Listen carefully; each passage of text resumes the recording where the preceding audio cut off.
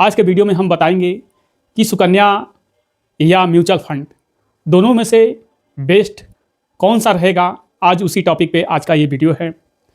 देखिए, बस इसमें ये होता है कि रिस्क लेने की क्षमता किसमें कितना होती है, उसी हिसाब से म्यूचुअल फंड या सुकन्या में दिया जाता है। पास्ट में जो दिया है वो हम आपको बता रहे हैं।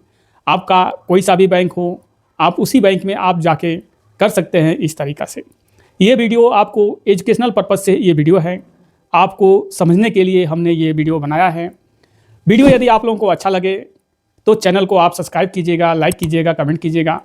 बहुत सारे मेरे व्यूअर लोग कमेंट करते हैं कि सर आप कहाँ से हैं। तो सर मैं बता दूं कि मैं गोरखपुर से मैं ये वीडियो अपलोड करता हूं और मैं गोरखपुर का हूं। अगर आप सुकन्या में इन्वेस्टमेंट करते हैं तो उसका नज़रिया कुछ और होता है। म्यूचुअल फंड में इन्वेस्टमेंट करेंगे तो उसका नज़रिया कुछ और होता है। रिस्क लेने की प्रोबेबिलिटी किसमें ज़्यादा होती है, वही अच्छा रिटर्न पा सकता है। तो देखिए, बहुत सारे लोग सुकन्या में करते हैं ताकि बच्चों का फ्यूचर सिक्योर हो, बच्ची का फ्यूचर सिक्योर हो, ताकि उसके शादी विवाह में ज़्यादा टेंशन ना लेना पड़े। लेकिन म्यूचुअल फंड से भी आप चाहें तो कर सकते हैं। तो सुकन्या में आप देखेंगे कोई 2000 रुपया महीने का अपने बच्ची के नाम से जमा कर रहा है पोस्ट ऑफिस में, या किसी भी माध्यम से बच्ची के नाम पे सोच रहा है कि उसके शादी विवाह के लिए हम कुछ पैसा इकट्ठा करें। तो 2000 रुपये महीना 20 साल यदि वो करते रहता है, क्योंकि 18-20 साल में बच्चियों की शादी होता है, तो 20 साल यदि वो करते रहता है कोई भी परिवार या कोई भी माँ बाप, तो 4,80,000 उसमें इन्वेस्टमेंट करेगा 20 साल में। 2000 रुपये पर महीने के सुकन्या में इन्वेस्टमेंट से 8.2% के रिटर्न से 12,16,000 रुपया ये 8% से ये हो रहा है। हर एक दूसरे साल ये भी घटता बढ़ता रहता है। तो अभी फिलहाल में 8.2% है तो 12 लाख रुपया होता है। अब हम म्यूचुअल फंड के बारे में बता रहे हैं। म्यूचुअल फंड में आप समझिएगा कि यदि 2000 रुपये महीना 20 साल और 4,80,000 रुपये जाता है और 12% का यदि रिटर्न माना जाए एक्सपेक्ट रिटर्न, तो 19,98,000 यानी 20 लाख रुपया समथिंग समझ के चलिए कि हो सकता है 12% से। ये कैलकुलेटर के माध्यम से हमने आपको ये बताया हुआ है। अब यहाँ देखेंगे कि सीधा 12% से ये 8 लाख रुपया का आपको अंतर थोड़ा बहुत कम ज़्यादा दिखाई दे रहा होगा। अब हम चलते हैं, जो भी आपका अकाउंट है, कोई भी बैंक में अकाउंट है जिस बैंक में, उसी बैंक का स्मॉल कैप या उसी बैंक का मिड कैप। तो हम स्मॉल कैप इसमें बता रहे हैं, कोई सा भी बैंक का स्मॉल कैप, यूनियन हो, SBI हो, HDFC हो, बैंक ऑफ इंडिया हो, ICICI बैंक हो, एक्सिस बैंक हो, कोई भी बैंक उसका स्मॉल कैप।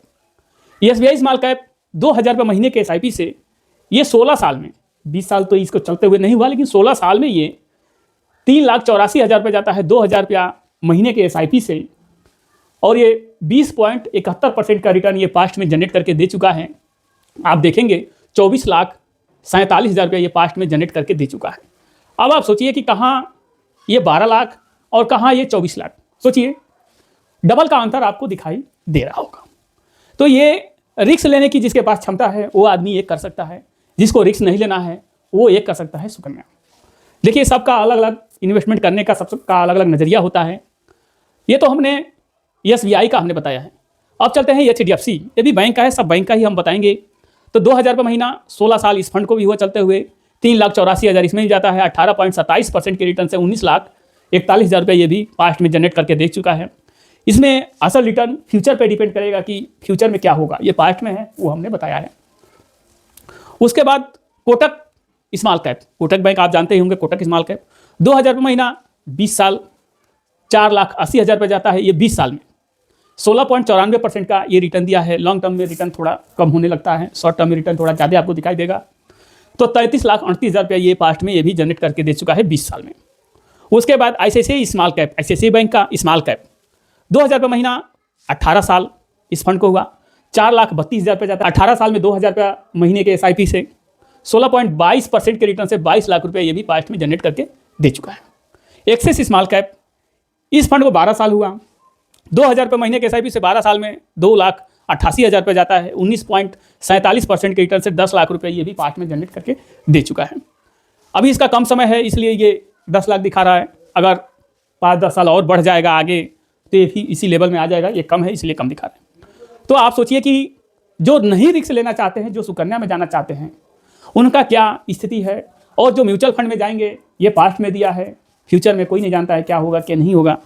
तो आप इस तरीक़ा से समझ सकते हैं। आशा करता हूँ कि आप लोग को समझ में आ गया होगा सुकन्या सही है या म्यूचुअल फंड सही है। म्यूचुअल फंड में रिस्क होता है। म्यूचुअल फंड में जब मर्जी तब आप पैसा निकाल सकते हैं, जब मर्जी तब आप पैसा डाल सकते हैं। कोई आपको रोक टोक नहीं होता है, इसमें कुछ भी नहीं रोक टोक होता है। आपका जितना पैसा रहेगा बढ़ा रहेगा, बढ़ा पैसा मिलेगा, घटा रहेगा तो घटा पैसा मिलेगा, लेकिन जितना रहेगा सब मिल जाएगा। इसमें टैक्स भी लगता है, short term capital gain tax, long term capital gain tax. और ये आप देखेंगे कि इसमें टैक्स नहीं लगेगा सुकन्या में, क्योंकि सरकार के द्वारा ये संचालित होता है।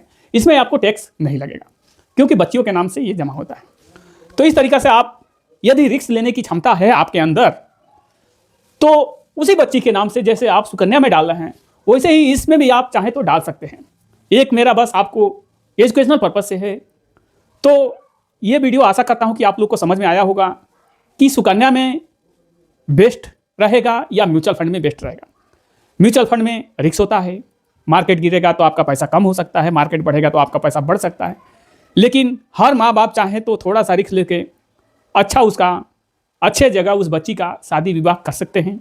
लेकिन वही ये 12 लाख रुपया आपको मिलेगा तो आपको अच्छा परिवार नहीं मिलेगा। दहेज देने के सक्षम नहीं है, वैसा ही परिवार मिलेगा। तो आशा करता हूँ कि ये वीडियो आप लोगों को समझ में आया होगा। मेरा वीडियो यदि आप लोगों को समझ में आया हो, जानकारी महत्वपूर्ण मिला हो, तो हमारे चैनल को आप सब्सक्राइब कीजिए, लाइक कीजिए, कमेंट कीजिए। मिलते हैं ऐसे ही जानकारी के साथ अगले नए वीडियो में। जय हिंद, जय भारत।